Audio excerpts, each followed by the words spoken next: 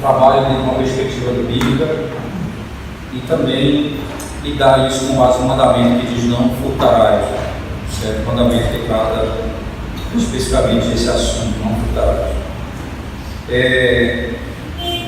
Nós temos uma obra, irmãos, que eu gosto muito dela, que foi escrita por James Hamilton, que o título é Trabalho e o nosso labor no Senhor.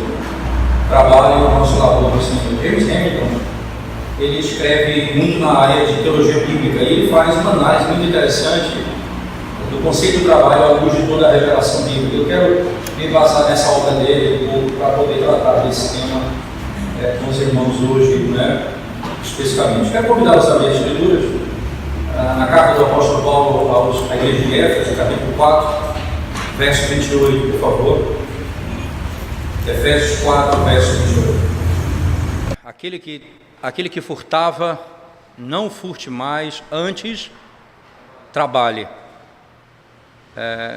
Mas esse trabalho aí é qualificado, né? É adjetivado. Trabalhe com as próprias mãos, fazendo o que é bom. Para quê, irmãos? Qual o fim? Para ter com que socorrer ao necessitado, né? Para ter com que socorrer ao necessitado. Quando esse assunto entra dessa maneira na Escritura, não é? Quando Paulo se utiliza dessa linguagem muito própria, ele traz um mandamento. Veja como o mandamento é muito bem utilizado pelo apóstolo Paulo, né? Não furtarás. Ele está citando o mandamento do Senhor, mostrando como a lei de Deus ela ainda é vigente na igreja e como isso tem peso sobre a vida da igreja do Senhor, né? Então Paulo ele está citando a lei e como intérprete da lei ele expande o conceito, mostrando aspectos positivos dessa lei. Então a lei não é apenas o que eu não devo fazer, mas a lei também é aquilo que eu devo fazer, né? Então são princípios básicos. Toda lei ela tem caráter negativo e positivo. Por exemplo, quando a Bíblia diz não terás outros deuses diante de mim, esse é o aspecto negativo da lei. O positivo qual é? Somente a Deus nós devemos adorar. Não devemos adorar outro Deus a não ser o Deus revelado na Escritura Sagrada. Então diz assim, olha, não farás para ti mais de escultura. Esse é o aspecto negativo, mas qual é o aspecto positivo? Nós devemos adorar segundo a revelação de Deus, segundo a sua própria ordenação. Entende? Então, logicamente, o mandamento que tem um aspecto negativo também tem um aspecto positivo. E Paulo aqui estabelece esse conceito, né? Categoricamente ele diz, aquele que furtava, não furte mais. Poderia parar aqui, pare de furtar. Mas o que é que se coloca no lugar ou o espírito, né? Usar a linguagem da esquerda brasileira, a cultura, né? O que está na cultura do roubo, na cultura do estupro, né? Qual é a cultura do roubo? Qual é a lógica aqui do roubo? Segundo Paulo, está implícito o conceito de que o indivíduo ele não quer trabalhar, ele quer enriquecer sem o meio pelo qual Deus estabeleceu para ele enriquecer. Então a riqueza ela não é pecado em si. Esse é um aspecto importante dos reformadores. Reformadores eles vão estabelecer a ética do trabalho, a ética do lucro. Isto é, eu posso ter lucro desde que tenha ética no lucro. Eu não posso ter lucro com falcatruas, com coisas desonestas, mas a ética do lucro. Então, ora, o trabalho se opõe ao roubo, porque o roubo é o meio de enriquecer sem trabalho. O Deus então diz, então, você não só não vai parar de roubar, você vai trabalhar. Você quer um antídoto contra o furto? Trabalho. Esse é o meio pelo qual você vai adquirir seus bens. Mas Paulo não diz apenas, ora, não é trabalho, ele vai qualificar o trabalho. Trabalhar com as próprias mãos. Eu vou mostrar à luz da Bíblia o que significa trabalhar com as próprias mãos. E vou mostrar também o que significa fazendo o que é bom. E vou mostrar o que é que eu faço com o fruto do meu trabalho. Paulo não está excluindo, isso é importante, ele não está excluindo aqui sustentar minha casa, dar dignidade à minha família, não diz isso. Mas ele está colocando o aspecto e socorrer aquele que é necessitado, não porque não trabalha, não porque é ladrão, aquele que pode trabalhar, mas não tem condições ainda de trabalhar, aquele que está inviabilizado de trabalhar, aquele que por alguma circunstância da vida não tem condições de ter recurso. Então, o suor do meu trabalho, como foco, é socorrer o que não tem nada para si.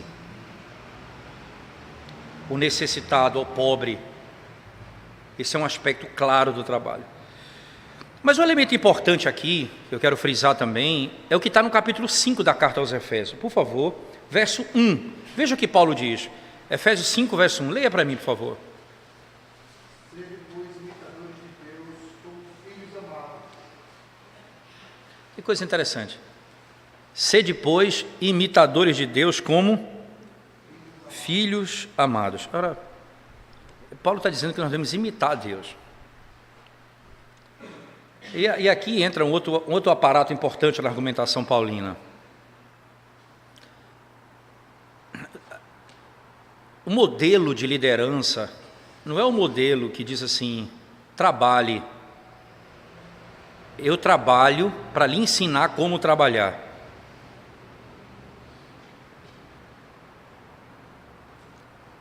Paulo vai dizer: sede, pois, imitadores de Deus. Ora, se ele manda eu fazer alguma coisa, ele está mandando eu ter como modelo o próprio Deus.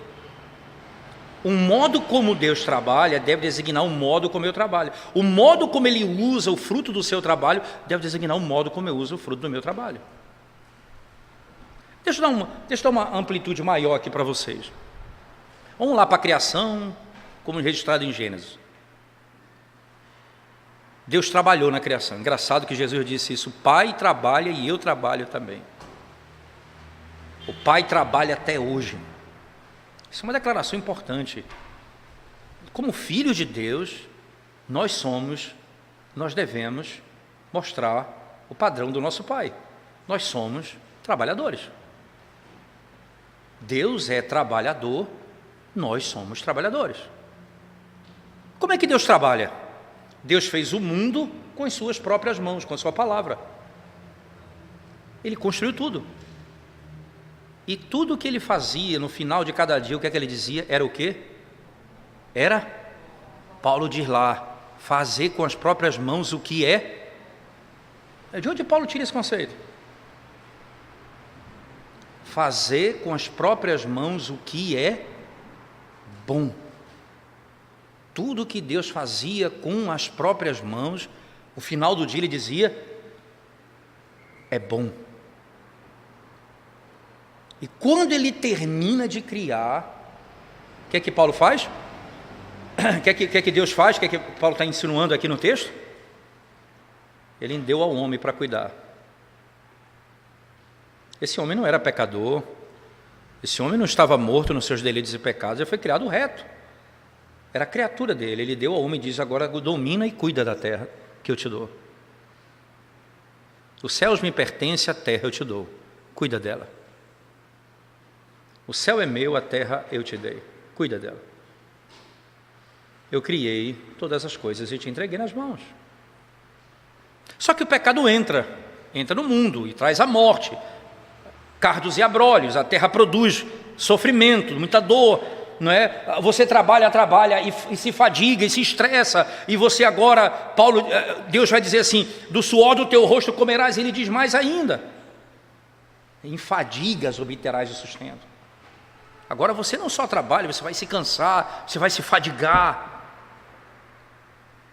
Então, toda vez que você estiver cansado do trabalho e fadigado do trabalho, é tempo de meditação. Isso é fruto do nosso pecado. Não é para você pedir demissão, não. É para trabalhar. Porque eu estou trabalhando muito, eu estou cansado. Não. É fruto do pecado. Mas o trabalho não foi tirado das nossas mãos. Eu preciso trabalhar. Mas aí vem a obra da redenção, que é também um trabalho. A Escritura descreve a salvação como um trabalho. Agora, veja que maravilha de linguagem. Isaías 53, abra lá por favor. Isaías 53, verso 10 até o verso 11.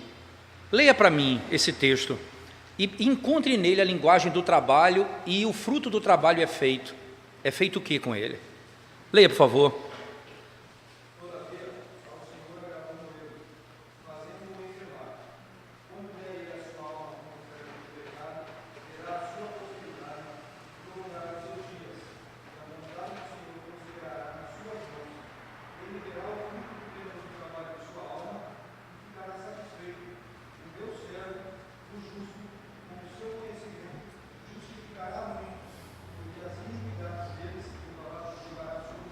Vê que coisa interessante. Ele vai trabalhar para a nossa salvação. É engraçado que Paulo, em Romanos, no capítulo 4, diz assim: aquele que trabalha, o salário não é favor, é dívida, mas aquele que crê naquele que trabalha, está se referindo a Cristo, aquele que trabalha, ele tem um modelo de trabalho. E aí Isaías 53 vai dizer: aquele que crê no que trabalha, a fé lhe é imputada como justiça, no capítulo 4, versos anteriores ao que nós pregamos hoje aqui. E Paulo então está argumentando agora em Efésios sobre trabalho, e ele está usando o mesmo princípio do Evangelho. Agora veja o Evangelho como funciona. Jesus Cristo encontrou os homens mortos dos seus delitos e pecados, então ele vai trabalhar. Deus trabalhou para criar, Cristo vai trabalhar para recriar. E como é que ele faz? Ele trabalha duro, e o que ele faz com as próprias mãos, ele diz, ele vê o fruto do penoso trabalho de suas mãos e fica satisfeito. É bom. E o que é que ele faz com o que é bom? Ele dá aos necessitados, aos mortos, aos perdidos, aos pecadores. Ele dá o seu trabalho aos pecadores. E que coisa interessante. Eu tenho, tanto na criação quanto na redenção, o mesmo conceito de trabalho. Sede, pois, imitadores de Deus, como filhos amados.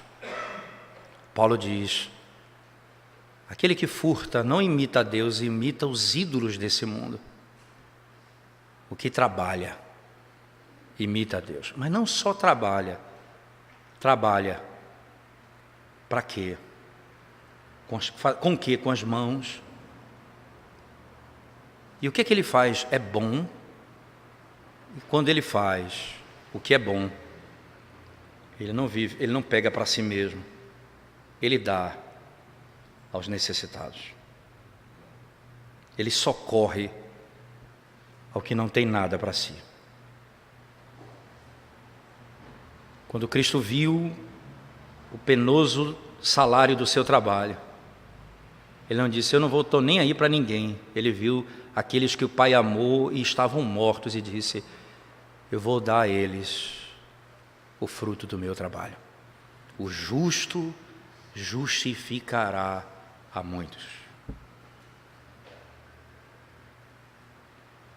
Esse modelo de trabalho, então, é o modelo que a igreja precisa entender o que Paulo está ensinando aqui. E como isso se aplica na prática? Vamos agora tentar estabelecer alguns conceitos aqui importantes. Eu queria que você abrisse a Bíblia comigo lá em 2ª carta de Paulo aos Tessalonicenses, para que você entenda o que Paulo quer dizer com trabalhar com as próprias mãos, tá certo? Vamos lá. Terceira carta de Paulo aos Tessalonicenses, capítulo 6, capítulo 3, versos 6 a 15. Segunda carta de Paulo aos Tessalonicenses, capítulo 3, versos 6 a 15. Alguém pode ler para a gente, por favor, pausadamente, por favor. Nós nos ordenamos, irmãos, em nome do Senhor Jesus Cristo, que vos aparteis de todo irmão que ande desordenadamente. Deixa só mostrar uma coisa, que ande o quê? Alguém tem uma Bíblia que traduz essa palavra desordenadamente diferente? Então vocês têm a mesma versão. Alguém tem a corrigida fiel? Alguém tem uma outra versão? Não?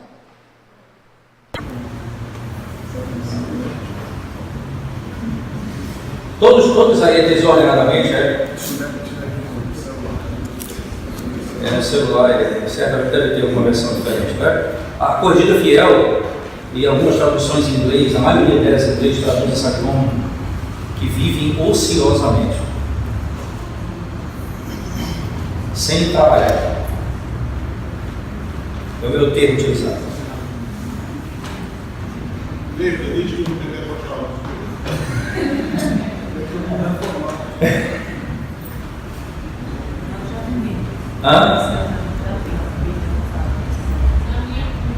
Como é a sua?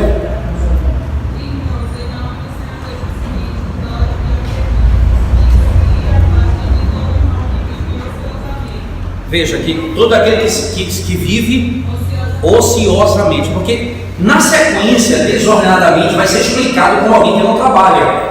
Mas até que você entenda isso lá na frente, o desordenado parece alguém que vive uma vida bagunçada, simplesmente. O desordenado aqui é aquele que ganha alguma coisa sem trabalhar, é aquele que come sem trabalhar, é aquele que vive sem trabalhar e depende dos outros para comer. Então esse indivíduo vive uma vida desordenada, porque a ordem é: você vai comer o fruto do seu trabalho. Então naturalmente algo que está fora da ordem é de um princípio claro: você trabalha e come como fruto do seu trabalho. Então desordenado é alguém que come sem trabalhar. Daí a ideia do ocioso no texto, alguém que é ocioso, alguém que vive uma vida desordenada, né? Mas vamos continuar, por favor, comigo na versão anterior. Vamos lá, por favor. E não segundo a tradição que de nós recebeste, pois vós mesmos estáis cientes do modo porque vos convém imitar-nos, visto que nunca nos portamos desordenadamente entre vós. Lembrando de novo, desordenadamente aí, ociosamente, ok? Continuando. Nem jamais comemos pão à custa de outro, pelo contrário, em labor e fadiga, de noite e de dia, trabalhamos, a fim de não sermos pesados a nenhum de vós. Não porque não tivéssemos esse direito, mas porque temos em vista oferecermos exemplo em nós mesmos para nos imitarmos. Porque quando ainda convosco, vos ordenamos isto: se alguém não quer trabalhar, também não come. Veja, nós ordenamos isso. Se você não trabalha, você não deve comer. O fruto do seu trabalho está aí, não é só socorrer o necessitado, é também satisfazer as necessidades pessoais. Você come como fruto do seu trabalho. Ok? Continua, por favor. Pois de fato estamos informados de que entre vós há pessoas que andam desordenadamente, não trabalhando, antes se intrometem na vida alheia. A elas, porém, determinamos e exortamos no Senhor Jesus Cristo, que trabalhando tranquilamente comam o seu próprio pão. E vós, irmãos, não vos canseis de fazer o bem. Caso alguém não preste obediência à nossa palavra dada por esta epístola, notai-o, nem vos associeis com ele, para que fique envergonhado. Todavia, não considereis por inimigo, mas adverte-o como irmão. Interessante, irmãos, na linguagem do apóstolo Paulo, né?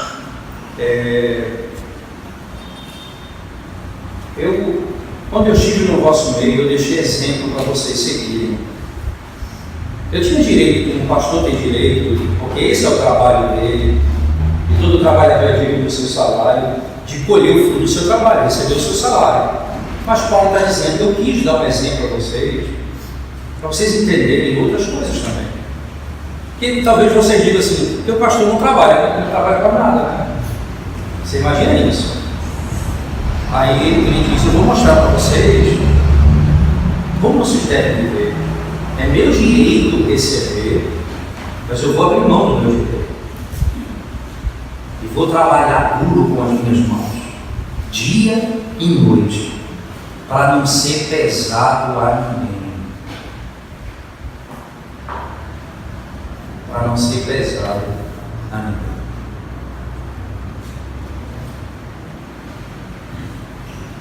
Eu quero deixar exemplo para vocês.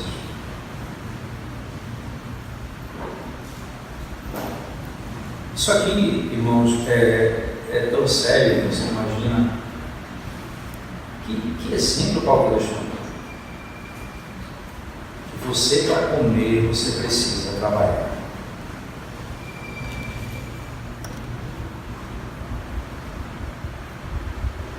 Jovens, eu digo isso, tem jovens na minha igreja que 20 e tantos anos só sabem estudar teologia, não vão ser pastor e não trabalham. Você quer aprender cristologia? Trabalhe e sustente o necessário, como Cristo fez. Você quer conhecer doutrina? Case, vai criar filhos. Você vai entender o que é isso. Aí nós ficamos uma vida ociosa, discutindo o sexo dos anjos. Não trabalhamos.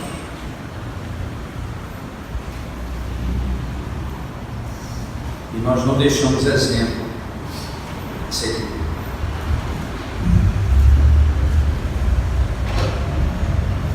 Isso é uma coisa que o jovem precisa aprender desde cedo. Para você comer, você precisa trabalhar.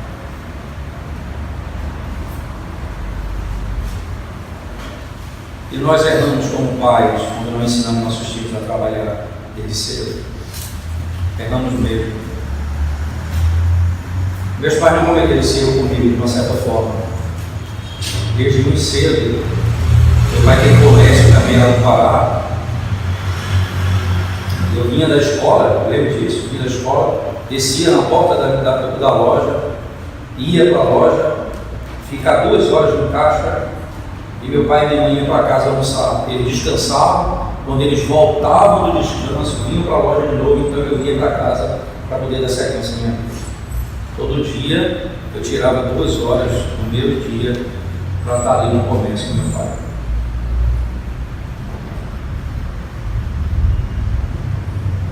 É necessário que a gente entenda que sem trabalho você não pode imitar Cristo nesse aspecto. Sem trabalho não podemos imitar a Deus nesse aspecto.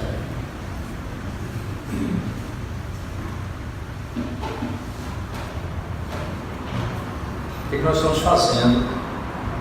Não estamos trabalhando. É óbvio que tem a fase do estudo, não é verdade? Você tem que estudar para poder conseguir galgar degraus, ter emprego. É óbvio que tem a fase. Se essa é a fase do estudo, você tem que estudar. E duro, para que alcance aquilo que você precisa na vida. Para que, com o fruto do seu estudo, você consiga trabalho. E no seu trabalho você sustente com dignidade a sua família. Veja, com o fruto do meu trabalho eu vou socorrer a minha casa e socorrer os necessitados. Eu preciso fazer isso. Então, é óbvio, irmãos, que aqui eu estou me referindo, aqui é importantíssimo isso que eu passo aos seus irmãos. É importantíssimo aqui entender que existem regras e casos e específicos casos que não se enquadram aqui. Pessoas que estão doentes, pessoas que ainda, por alguma outra necessidade, não podem fazê-lo. Aqui eu respeito os detalhes disso, mas a regra, o princípio é esse. O princípio é esse. Eu trabalho com as próprias mãos. Veja, eu trabalho com as minhas próprias mãos. O que significa trabalhar com as próprias mãos? Eu não dependo dos outros. Então, eu começo trabalhando e dependo dos outros. Eu trabalho e dependo dos meus pais para poder me manter. Mas o meu objetivo é chegar num tempo em que eu não dependa mais dos meus pais e que eu tenha a minha vida mesmo. Para que eu não dependa dos outros. Então, é normal, e aí entenda isso, irmãos, o crente deveria fugir da ideia de depender do governo para viver. Eu não estou falando de aposentadoria não, que ele trabalhou, juntou dinheiro e aposentou, não estou falando disso, que isso não é do governo, é fruto do trabalho dele. Eu estou me referindo mesmo, são as ajudas em que o indivíduo não trabalha e não quer trabalhar porque o governo continua sustentando ele. O crente deveria fugir de tais coisas. Que isso não invoca a glória do nome de Deus. Eu faço o que é bom, isto é, eu faço aquilo que é ético, aquilo que é reto, aquilo que é justo e que glorifica a Deus. Abra sua Bíblia comigo ainda, 1 Tessalonicenses 4, verso 11 e 12, por favor. 1 Tessalonicenses 4, 11 e 12.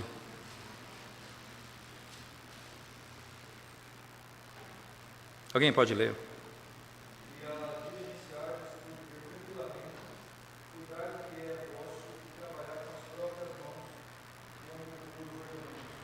Interessante, viver uma vida tranquila.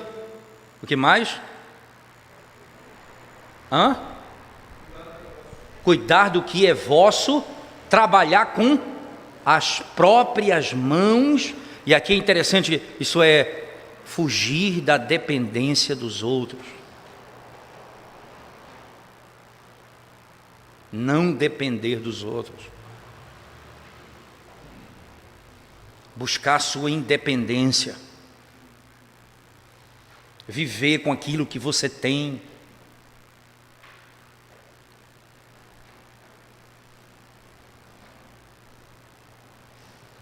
Ora, quando você pensa nesse particular, eu trabalho, eu estudo, no caso, e trabalho duro com as minhas mãos, fazendo o que é reto, o que é bom, e não dependo, procuro não depender das pessoas no meu trabalho.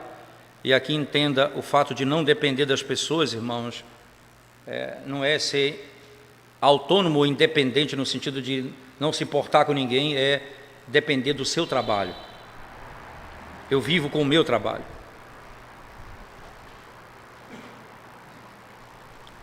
Isso é tão claro. E quando Paulo vai falar, por exemplo, na primeira carta dele a Timóteo, no capítulo 5, acerca da ajuda às viúvas, ele diz que a igreja, quando vai socorrer as viúvas, se as viúvas têm filhos, então a igreja tem que exortar os filhos a cuidar da sua mãe, para que não seja pesada a igreja. Veja, você trabalha para socorrer sua mãe, mas as verdadeiras viúvas, quem são elas? Aquelas que criaram filhos no Senhor, foram esposa de um só marido, foram mulheres tementes a Deus, e essas mulheres precisam, a igreja vai ajudá-la. Mas não é toda viúva que a igreja ajuda, porque se você ajuda todo mundo que precisa, e o que precisa porque não trabalha, você produz um modelo de vida ímpia, de alguém que não trabalha com as mãos e cada dia mais depende dos outros para viver.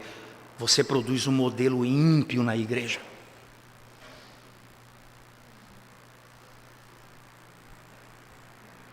Você produz o pecado. O Estado, quando ele ajuda a pessoa que pode trabalhar e não trabalha, você vê o que ele produz. Homens ociosos. Impressionante. Em Recife tem uma cidadezinha próxima que eu fui pastor lá há um tempo. Essa grande Recife, né? Eu me impressionava. Eu ia fazer visita nas casas e os homens estavam bebendo nas calçadas, empinando pipa lá, papagaio, sei lá. Um homem de seus 30 anos. Aí eu fui fazer uma visita a uma mulher da igreja que estava passando necessidade. Fomos levar uma cesta básica à casa dela. Cheguei na casa dela e entramos, oramos com ela, entregamos a cesta. Daqui a pouco chega o marido de chuteiro e meião todo sujo, vinha de uma pelada, jogando bola 3 horas da tarde.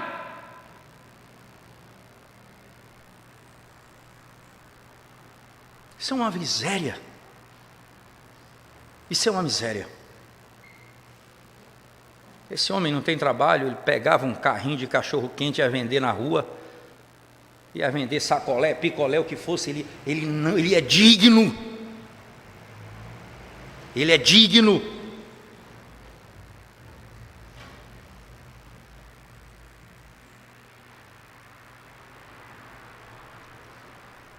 Modelo de trabalho que imita Deus é aquele que trabalha duro e produz, e o fruto do seu trabalho redunda em glória para Deus.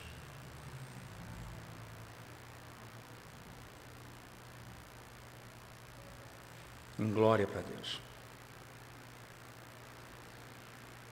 Interessante ainda pensarmos acerca da sequência do texto, não é? Você sabe qual era o pecado de Sodoma e Gomorra, irmãos? Não era homossexualismo, não. Homossexualismo era a ponta do iceberg. O problema deles era esse aqui, sabia? Era esse aqui o problema deles.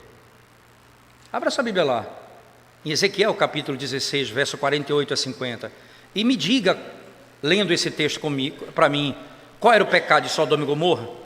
Ezequiel capítulo 16, verso 48 a 50, por favor.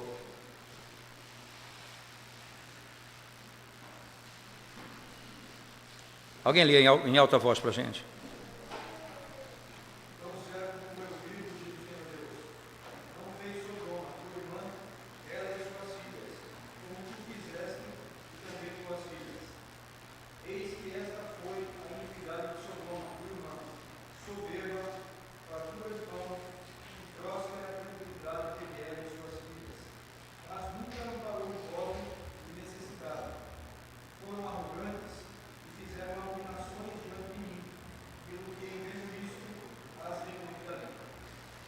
Veja só, sabe qual é o pecado de Sodoma? Era dizer assim, a tua irmã, Deus disse para Jerusalém, Sodoma, tua irmã, soberba, próspera tranquilidade, acúmulo de riqueza, mas nunca se importou com o necessitado. Não basta você trabalhar se você não tiver todo o processo que imita a Deus. Se no mundo, veja só, irmãos, se no mundo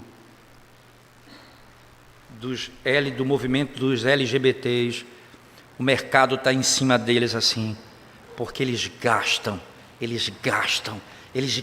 com eles mesmos, eles vivem para si mesmos, é salão, é beleza, é os metros sexuais, e corta cabelo assim, e ajeita a sobrancelha, rapa o pelo, viagens exóticas, viaja não sei para onde, compra isso, compra aquilo, dinheiro. Aí ajuda um aqui, dá um dinheiro para uma causa ali, LGBT, mas vivem para si mesmos. Vivem para si mesmos. Nunca se preocuparam com os necessitados.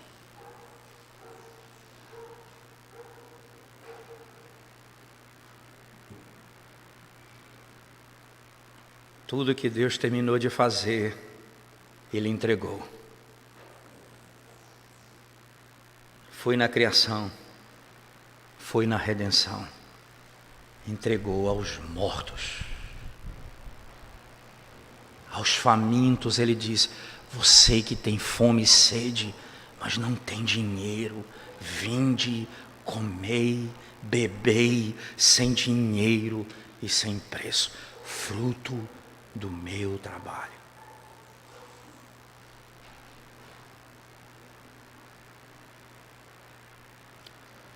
Thomas Boston, teólogo, falando no comentário do mandamento que fala não furtarás, ele define o que nós chamamos de vida frugal, a frugalidade da vida. Você pode ser um homem pobre, rico ou milionário, você tem que ser um homem de vida frugal, simples, não importa isso. E aí, dentro do seu padrão, você vive assim. O que é que ele define por frugalidade? Ele diz 4 aspectos. Primeiro, o teu salário precisa dar dignidade à tua casa, à tua família. O teu salário precisa dar condições para você ter tempo de lazer com sua família. Terceiro, o teu trabalho precisa ter condições de você ter uma economia, salvar um dinheiro, poupar um recurso mensal. Quarto, o teu dinheiro precisa socorrer os necessitados. Você precisa aprender a trabalhar para cumprir esses 4 princípios. Ele chama de frugalidade da vida.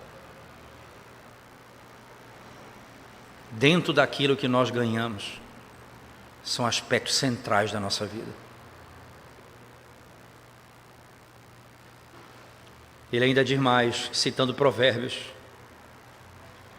a melhor maneira de economizar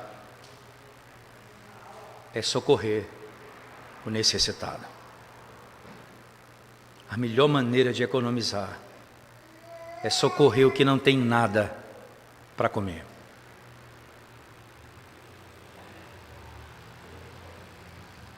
Diga.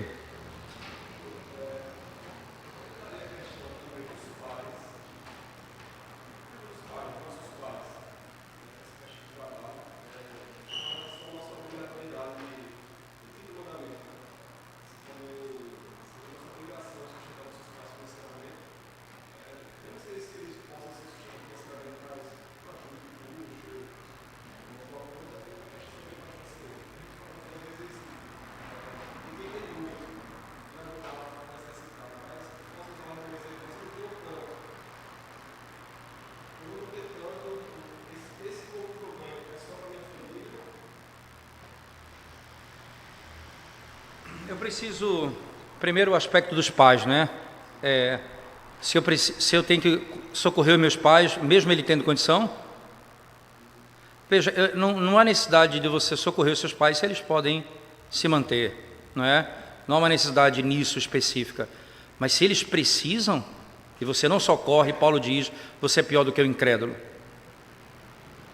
né? Se ele precisa, você precisa ajudá-los, né? Mas normalmente é os pais que socorrem os filhos, até mesmo em alguma fase da vida, né? Mas se você pode, agora não é porque o seu pai precisa, você vai dar a ele um presente, uma viagem, uma coisa, você dá aos seus pais, isso é uma grande bênção, como fruto de gratidão, não há nada de mais nisso, é uma grande bênção, né? Por outro lado, eu tenho que pensar nessa estrutura independente da quanto eu ganho, eu organizo minha vida a partir de princípios. Independente do quanto eu ajude alguém, eu tenho que partir de princípios. O princípio, como é que eu gasto meu dinheiro? Será que se eu vou para o cinema toda semana, se eu deixar de ir, se eu for só 2 vezes por semana, eu economizo dinheiro? Para mim não, para socorrer um pobre, eu faço isso?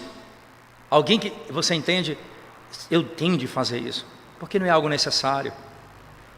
A minha prioridade estão nesses princípios. E aí eu organizo a minha vida para esse fim, né? Não é que você não vai ter tempo para a sua família, mas você vai estruturar isso de maneira que você possa lidar com essa verdade. Eu não sou menino também a ponto de dizer aos irmãos que uma família que ganha um salário mínimo, ela precisa até de ajuda dentro da igreja. Salário mínimo é uma coisa absurda, não é? Mas o fato é, nós temos que viver com o que Deus tem nos dado e aprender a viver com o que Deus tem nos dado. E a gente se surpreende com isso, não é? A gente se surpreende com isso. Existem fases na vida que são intrigantes. Quando nós mudamos de Recife para Teresina, quando eu fui trabalhar em Teresina, pastorear lá, melhor, eu fui para o seminário. Eu fui para o seminário e passei 3 anos lá. Então eu era apenas professor de seminário e eu tive um corte de salário de 30% nessa mudança. Então eu tive que me adequar financeiramente àquela realidade. Corta isso, corta aquilo, ajusta isso, mudamos um plano de saúde para lá organizar uma vida naquele dinheiro que nós ganhávamos. Aconteceu que aí uma igreja me chamou para pastorear, a minha esposa foi chamada para trabalhar na secretaria do município na área de saúde, e nós começamos a ganhar um dinheiro extra. Aí eu sentei com a minha esposa e falei, olha, se nós pegarmos esse dinheiro e colocar no nosso orçamento, a gente vai melhorar o nosso plano de saúde, é melhorar isso, melhorar aquilo outro, a gente vai gastar tudo do mesmo jeito. Para fazer o seguinte, bora guardar esse dinheiro, a gente não precisa dele agora. E nós passamos um tempo, o dinheiro que eu ganhava da igreja, o dinheiro que eu ganhava, a gente continuou vivendo com o que ganhava no primeiro momento, por mais de ano. E esse dinheiro todo era guardado numa poupança. Fui para os Estados Unidos estudar, 3 anos e meio, passei lá, passamos dificuldades, mas nunca necessidade, mas nunca usei esse dinheiro. Porque já me disseram que a volta é pior do que a ida. Quando você volta, como é que você se estabelece de volta, família, comprar as coisas? Você não tem dinheiro, você não tem nada. Então seguramos esse dinheiro. Quando eu voltei, que fui plantar a igreja em Recife, junto com alguns irmãos, o que eu ganhava do seminário não dava para eu viver. Se Deus não tivesse dado graça de ter feito essa economia naquela época, eu não poderia plantar a igreja, porque eu não tinha condições de viver em Recife. Então, em 10 meses, eu gastei mais de 30 mil reais da minha poupança para poder comer, pagar a escola dos meus filhos durante 10 meses em Recife, até a igreja poder ter algum dinheiro para começar a pagar algum dinheiro, um salário a mim do meu trabalho. Mas os primeiros 10 meses eu paguei para poder pastorear. Por que Deus me deu condição de fazer isso? Porque no tempo que eu tive um dinheiro a mais, eu não usei como eu poderia usar. Eu guardei, e foi sabedoria divina, sem dúvida alguma, para um tempo necessário lá na frente eu poder usar de outra forma. E aí eu pude servir a igreja melhor. Eu não fui pesado aos irmãos que já contribuíam, e o dinheiro que dava para pagar aluguel, pagar as coisas, não tinha mais condição nenhuma. Eu ia ter que enforcar os irmãos para isso. E Deus então me deu essa condição de ter guardado esse dinheiro para esse fim. Ora, se você usa o dinheiro com a sabedoria que Deus lhe dá nesse aspecto, não é porque você ganha rios de dinheiro que você vai gastar rios de dinheiro. Você tem que saber usar com sabedoria o dinheiro que Deus lhe deu, dentro desse padrão que Deus estabeleceu. Deixa eu só caminhar para o encerramento, porque realmente eu até preciso ir embora. Mas embora mesmo, até para voltar para Recife. Deixa eu só terminar dizendo o seguinte aos irmãos. Trabalhar com as mãos pode se tornar um ídolo. Ídolo, você dizer assim, eu sou poderoso, eu não dependo de ninguém, parará. Cuidado. Porque Deus faz com as mãos, porque eu não posso fazer. Eu preciso e Ele tem de fazer. E Ele faz com as mãos. Mas Ele não usa dessa arrogância. Ele me dá humildemente, com misericórdia, com bondade. Ele me concede. Então lá no capítulo 8 de Deuteronômio, não precisa nem abrir sua Bíblia, você vai lembrar disso. Deus alerta a Israel, dizendo, quando vocês entrarem na terra, e vocês tiverem gado, animais, terra, não diga no seu coração, foi o meu braço que me deu isso. Antes diga, o Senhor me deu força para trabalhar. Nunca pense que o fato dele mandar você fazer com as mãos é a tua força que vai conseguir as coisas. É Deus que vai te dar graça para fazer. Aí então você foge da idolatria.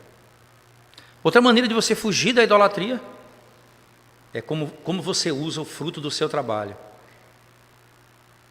Sodoma usou de tal maneira que foi banido da presença de Deus. Nós precisamos aprender a usar os nossos recursos. Não só trabalhar, mas a usar o nosso recurso. De maneira que Deus é glorificado da maneira como usamos os nossos recursos. Sede, pois, meus imitadores, diz o apóstolo Paulo, como eu sou de Cristo, lá na frente. Mas antes ele diz, sede, pois, imitadores de Deus, como filhos amados. Trabalhem como Deus trabalhou e como Ele trabalha. E Paulo diz, eu trabalho assim também e deixo exemplo para vocês. Sede, pois, meus imitadores, como eu sou de Cristo. Eu trabalho como Ele trabalha. Eu dependo dEle, Ele não depende de mim, mas eu imito Ele no modelo do trabalho. Sinceramente desejo, irmãos jovens, crianças aqui presentes, famílias, né? A Bíblia tem ensinamento em todas as áreas da vida. Você pode ir para o Senac aprender sobre trabalho, sobre cursos, e é muito bom. Senais, muito bom. Mas a teologia do trabalho, o que é trabalho, o nosso Deus que é trabalhador, nos ensina a trabalhar, de maneira que glorificamos o seu nome.